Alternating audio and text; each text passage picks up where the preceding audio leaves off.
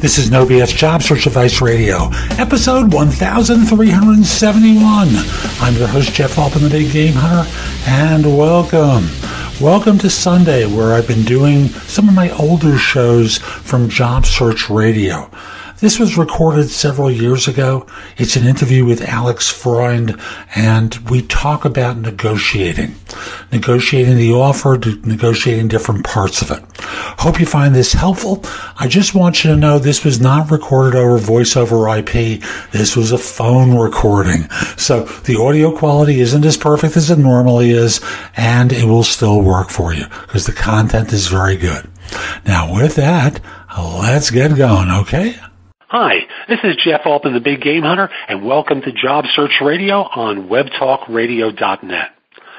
This is a show where I like to spend about a half hour speaking with a job search expert about some aspect of job hunting, which today is going to be about salary negotiation and evaluating the job offer. My guest this time is Alex Freund. Alex was a corporate director at several Fortune 500 firms, including Honeywell, Tyco International, and Sanofi Aventis. He founded Landing Expert Career Coaching in 2005 and has mentored and coached hundreds of individuals, providing them with the tools, information, marketing materials, and one-on-one preparation to succeed in any interview. Alex, welcome to Job Search Radio. Great to have you on. Thank you for inviting me. My pleasure. I know you'll be a great guest for the audience. Alex, when I think of evaluating a job offer, I think of it starting off with a job hunter understanding clearly what's going to be important to them in the next job or organization, and that they can't really wait around until they get the offer to figure that out. This is like preliminary work that someone needs to do. So when I coach people, that's where we really start off. Is that what you do? Yes, indeed, that's what I do. I have, several clients of mine that are interested in my services as it relates to salary negotiations. And then we take them step by step because it's a formal process how to learn the salary negotiation. So when people first start evaluating what's going to be important to them, what sort of things do you find that they tend to focus in on as being the sorts of things that are going to be important to them in their next job? Yeah, I'll explain that in a second, but several introductory comments I want to make. Please. One of the things that most people don't know, that you see, when somebody's calling you over the phone, offering you this position that you really, really wanted, you're not obligated to give an answer on the spot. And please don't. Give yourself some time to reflect on the offer. You have to consider that really no job is perfect. Such a thing as a perfect job. And it requires some compromise at your end. So now, you are talking about what are the steps that people go through evaluating it. Well, you cannot go and negotiate unless you're very clear on what's important for you. And there are several things you have to understand before you go into the negotiation. For example, is the size of the company important for you? Is workspace, office, or lack thereof, does it matter to you? How about the relationship that you established with the manager in the initial steps of interview? And there are several others. Is recognition important for you? Are you looking for a job that involves challenge? Many people talk nowadays about work-life balance. Commute, for example, length of commute, does that matter to you? And I can go on, but this is really the first step. You really must understand what's important for you. Short of that, you really cannot go into a negotiation. And also considering what has prompted you to open yourself up to this. What are you trying to improve upon that your current firm may not be providing you with? Or what's driving you out the door? Is there an issue around the firm and its corporate culture, the financials of the firm? What is it that's causing you to pick your head up for a second and actually listen to this recruiter make the call or start looking online for job listings? it's just so important to start off in that place of understanding your circumstances and getting clear about them, because otherwise, the emotions often get in the way when you get the offer, because people get really excited and act irrationally. And as you said, it's just important to slow things down a little bit in order to understand clearly what the offer is and to begin the negotiation process. That's correct. So you get to the point where you now have the offer. And folks, obviously I'm fast forwarding past the resumes and the interviews and all that and getting to the job offer itself. So where do you start other than going, yippee, I got a job offer? That's terrific. Yeah, you are very happy because this is what you really wanted. And what that meant really is, first, you had a LinkedIn profile and a resume that stood out, and they decided to call you in for an interview. You did go in for an interview, and sorry to say, but besides you, probably there are 2, 3, 4, 5, 6, sometimes 7, even more people that are competing for the same job. And guess what? You are the lucky one, or probably the individual who best performed in the interview process, and they point their finger to you and they said, you I want in my organization. So that's a wonderful feeling. Of course, you're very excited. But at that point, it behooves you to start examining what is the offer, what are the details of the offer, and you really need to check them out. Interestingly enough, during the interview process, you may ask questions, and you should ask questions, but you will not get all the answers during the interview process that you really want and need in order to make a determination about, is this the right job for you? Is this the right company for you? Questions come to your mind, for example, is the company ready to train you and support you?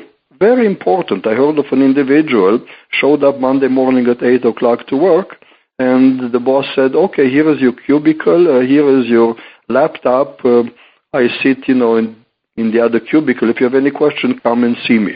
That was all the introduction that the individual got. Not good. Not good. Horrible. Beyond not good. Absolutely horrible. Where do you start? Who do you talk to? What's your first assignment?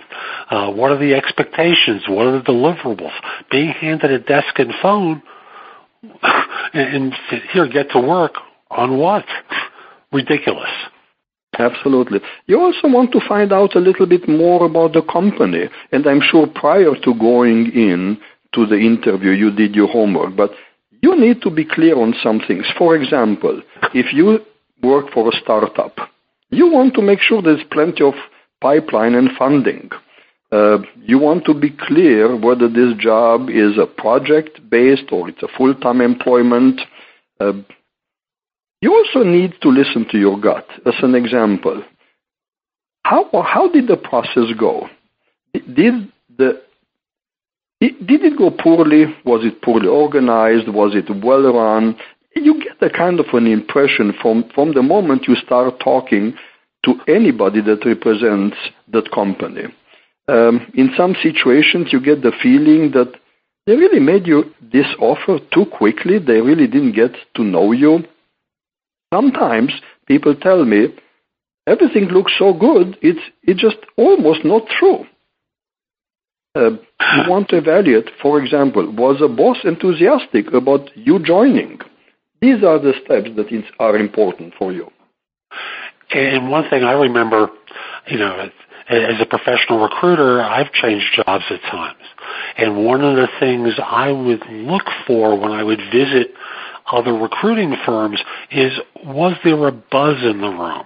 I wanted to be in sales offices where there was a certain type of energy, not one that was very quiet.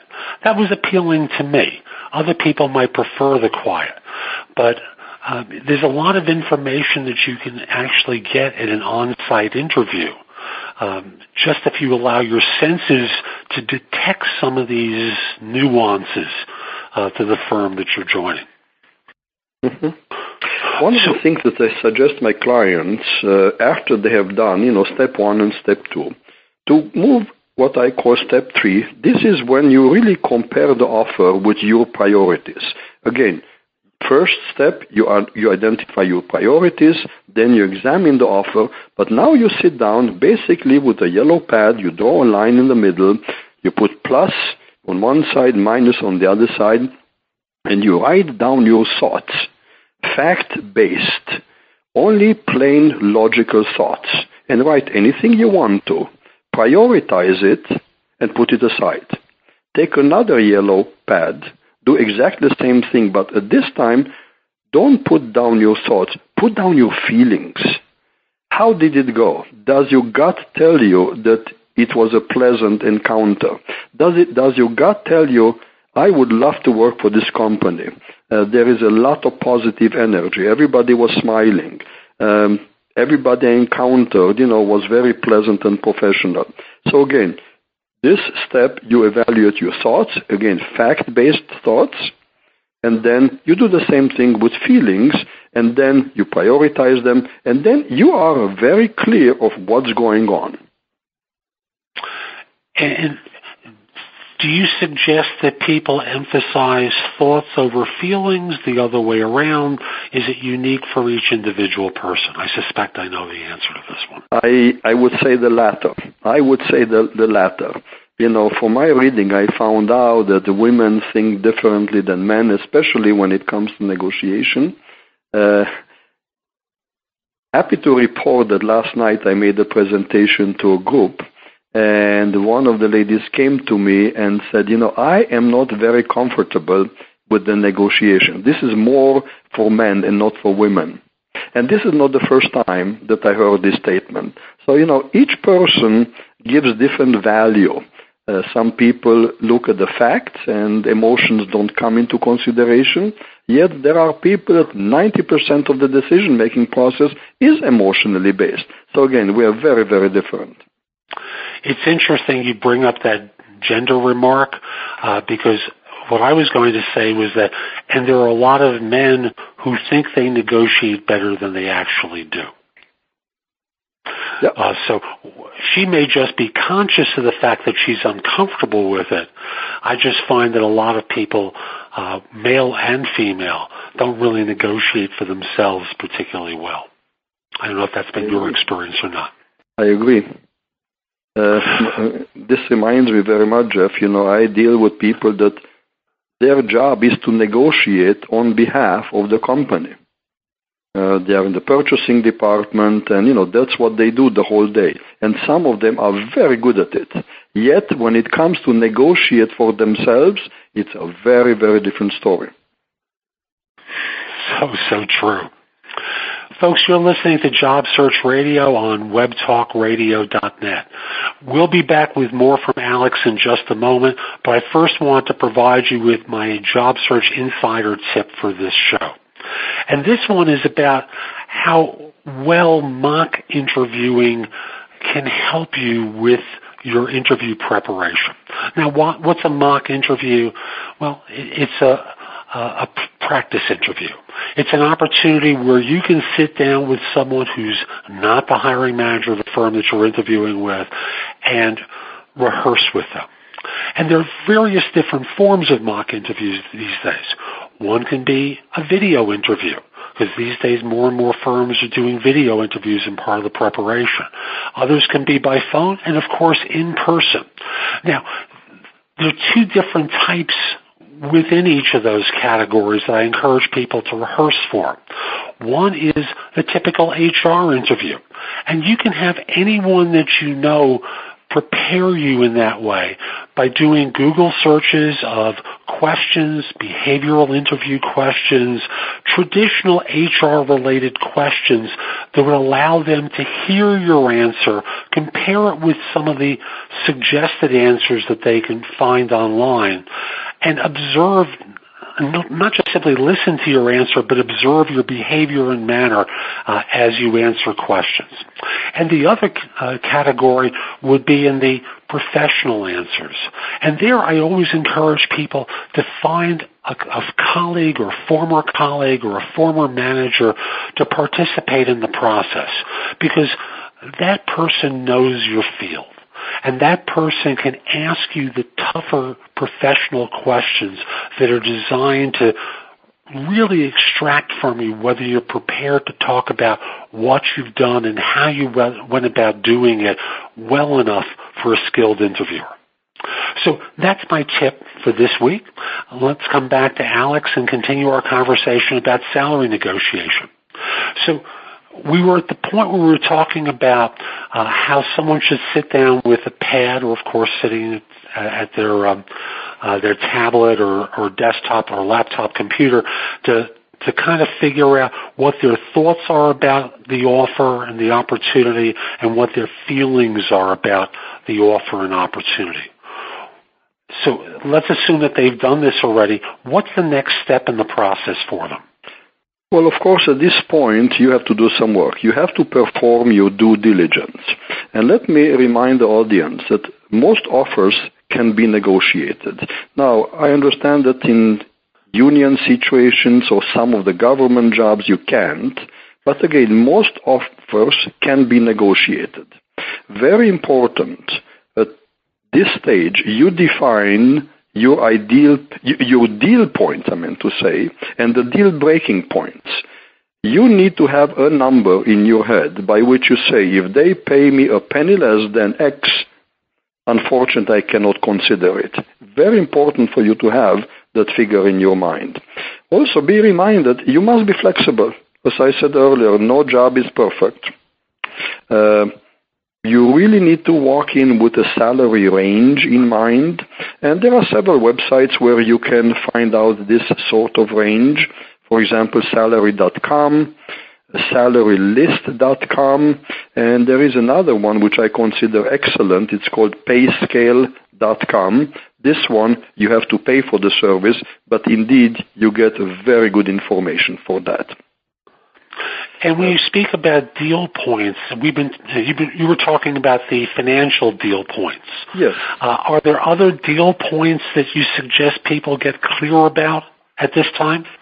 Oh, yes. At this point, after you've done your due diligence, you keep going and you identify areas besides the money. Because, I have to tell the audience something that I tell my kids all the time. It's not what you make, but what you keep.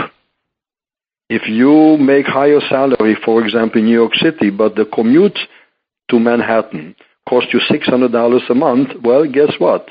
This is money you will not have at the end in your pocket. So you keep doing the due diligence, and you need to consider lots of things such as medical coverage. Nowadays, it's a very big dollar amount. Do they provide you something like dental coverage or vision coverage? Many companies provide you life insurance, 401ks, pension, retirement plans. How about vacation time? Very important. Religious holidays, for some people, very, very important. Floating holidays. How about sick leaves? And for women, maternity leave. And for men as well, in fact. Do they have stock options, profit sharing? How about the relocation? Very often, you'll need to relocate. That is very, very expensive. Some people want to continue studying. Are they going to help you with tuition reimbursement? These days, tuition reimbursement is incredibly important because for so many people, you're going to be you're in professions where continuous education is critical for you. And if a firm is going to pay for that certification training, or for you to return for your master's or PhD while you're working for this firm, or if you're in a profession that they'd be paying for your undergrad degree, very expensive to come out of your own pocket these days. So these are things to get very clear about in order to ensure that you don't have surprises, because you may laugh when I say this, surprises are very, very unlikely to be pleasant when you're dealing with a job opportunity. Most surprises are, shall we say, bad surprises. Yeah. I'm also working, Jeff, with some people that have little children. And for parents, it's very important to know, for example, if they have on-site or off-site childcare, and often the company pays for it entirely or pays a portion, it's subsidized. Talking about subsidy, very often the cafeteria, the employee cafeteria is heavily subsidized. Another thing to consider, many companies nowadays have a gym on-site or off-site. They subsidize that. All this boils down to money. As I said earlier, it's not what you make, it's what you keep. Absolutely true. Taxes from one state to another. You and I'm no longer in the New York area, but I've lived there most of my life. And the difference between New York State and New Jersey taxes, for example, are really quite interesting. For years, it used to be if you commuted into New York, you paid both New York State and New York City taxes. That's no longer the case. But you paid taxes to two jurisdictions, and then there were different ways each state handled the home interest deduction. It became an expense to deal with your tax return that you never had to contend with before if you started working in New York. So lots of little details, because as you said so well, it's not your gross number that's important, it's the net number at the end of the day. Correct. So you've got your due diligence done. You've found out all the answers to these kinds of benefits-related things, and you know what the salary is that's offered. Now what? Now you go and you negotiate. That's all what we did up to this point, is just to get to this point that you are ready now to negotiate. Now, please accept the following fact. Most employers expect you to negotiate. In fact, they will appreciate if you come in and you negotiate with them. But when I say negotiate, again, it has to be amicable, it has to be friendly, it has to be, both parties have to have good intent. If you're stubborn, if you're stuck, it will not go very well. So negotiation should be a very friendly exchange. You know the saying, if there is a will, there is a way. This is what I have in mind right now. Now, here is how you do it. Assume you just received in today's FedEx an envelope that has the offer. It's in your hand, and it starts with the word congratulations. Well, you have an offer in your head. Now, here is what you do. You pick up the phone and you call. Hopefully, you are able to reach the person who is going to be your boss. He is an individual that holds and is responsible for the budget. Try not to negotiate with the HR, because HR cannot negotiate. HR is only the middleman. So you try to talk to the boss, to the individual that you will be reporting to, and you start with an unusually high level of enthusiasm. I want to emphasize that. You really want to show, and sometimes people feel very, very uncomfortable with this, but you have to show a very heightened, elevated level of enthusiasm that you got that offer. It just came today in that FedEx envelope. And then you say something like this, but I would like to talk with you about several issues. Can we talk about it now? And probably they'll say yes. And at that point, you outline what are the things that you would like to discuss. And very important that you lay it out up front, all 2, 3, 4, hopefully not more than 4 things that are important and you want to negotiate. Don't give it to them piecemeal. I'm reminded, if you remember, there was a series, a TV series with Columbo, the detective. Mm-hmm. And he always turned around and said, just one more question. Please don't do that when you negotiate. Lay it out on the table. These are the things that I would like if we can talk about making improvement. And in response, they may say, I can give you number 1. Unfortunately, I cannot give you number 2. Yes, we can talk about number 3. And number 4, I need to check with whoever, and I'll get back to you. But lay it all out on the table at once. I know large companies, for example, can't negotiate on the insurance coverage. They have an institutional policy that they offer this plan or these plans to their employees, and that's that. But there might be a way that you might get, shall we say, additional monies to pay for the deductible or the amount that's taken from your check to pay for the insurance if it's not quite satisfactory to you. Indeed. Are there other kinds of benefits that people can negotiate for? Yes, of course. Vacation. Assume the policy is that the starting employee will start with 2 weeks vacation. Well, very often the hiring manager has a little bit of latitude, perhaps to give you 3, possibly even 4. Perhaps they cannot help you with the salary, but a one-time sign-on bonus, very, very accepted. There are many other things that you, for example, assume in the past, twice a year, you were used to go to national conferences, and the company paid for it, and now you want to make sure that you are able to again go to these conferences, representing yourself as well as the company. And this is something that definitely could be negotiated or could be cleared up front. I agree with you wholeheartedly on that, Alex.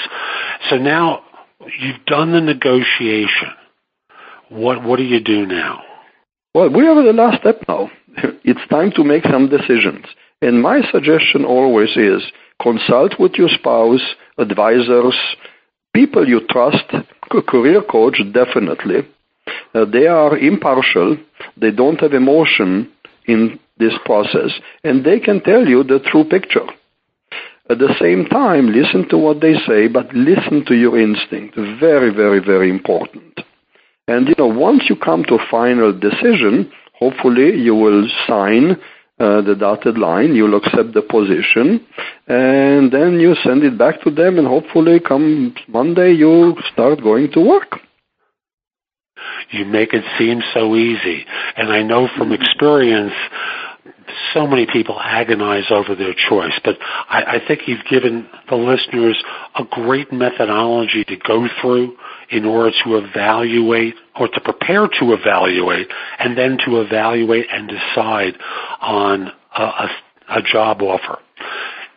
Is there any other detail or suggestion that you have that would be helpful to the listeners as they go through this process? Absolutely, absolutely. We are Americans. We live in American culture. You're thinking that all my listeners are in the U.S. They're not. This is a global audience, so make sure we're going to separate the U.S. audience and the international audience here. Well, how about if I say you and I are Americans, okay? There we go. But you see, in this culture, we are not accustomed to negotiate. In other cultures, by the way, if you travel east, China, India, Turkey, Middle East, it's very common for them. For them to negotiate salary comes so much easier than to the Native Americans. So how do you overcome it? In 3 words, I can summarize it. Practice, practice, and practice. And I do this all the time with my clients. And I am acting like a tough manager, and I want them to say the right words again and again and again. And believe me that after 3 or 4 times that we do this, they start feeling very comfortable. And then I let them loose, and they can go and do it live with the people. Typically, they get incredibly, incredibly improved benefits vis-a-vis what they were offered initially. So interestingly, I did my tip today about mock interviews. It sounds like you're suggesting they do a mock salary negotiation as well. Absolutely, and frankly, that's a part of my services that I provide to my clients. Wonderful. Great approach, Alex. Thank you. And thank you for making time to speak with my listeners about how to enter into a salary negotiation. How can people reach you? Well, several ways. My phone number is 609-333-8866. People can email me, very simple, alex@landingexpert.com. I have a website, landingexpert.com. So that's today's show. I hope you found it helpful. And if you did, here are a few ways to get even more from me. First of all, visit my website, www.thebiggamehunter.us. I have several thousand blog posts there that you can watch, listen to, or read to help you find your next job. If you want the best of my advice, join JobSearchCoachingHQ.com, where I've curated my information with a focus on interviewing. If you have a few questions, contact me through the Magnify app for iOS. That's Magnify with an I at the end, or PrestoExperts.com, where you can call me. Schedule a specific time with me through chat on Magnify or by connecting with me on LinkedIn at linkedin.com/IN/The Big Game Hunter. Once we're connected on LinkedIn, you can message me about coaching you, speaking with me about a resume or LinkedIn profile critique, help with a salary negotiation, my trusted advisor services, as well as scheduling me for Magnify or for PrestoExperts.com. Like you, I don't work for free. You can also take my classes on Skillshare and become a premium member using the link in the show notes and receive 2 months for free instead of just the one that the site offers. Skillshare offers thousands of courses, not just simply mine. It is a great resource in a variety of different areas. Subscribe to my other podcast, which is called Job Search Radio. This one is number 1 in Apple Podcasts. Job Search Radio is number 2. Subscribe to both. You will get great information 7 days a week from this show, 6 days a week from the other. Lastly, I want to encourage you to join my group on Facebook called Career Angles. It's free to the first 500 people who join and is focused on helping you do better at work. Information is shared daily, and we're building a supportive group there to provide advice and counsel during difficult times. Again, the group on Facebook is called Career Angles. I'll be back tomorrow with more. In the meantime, have a great day. Be great!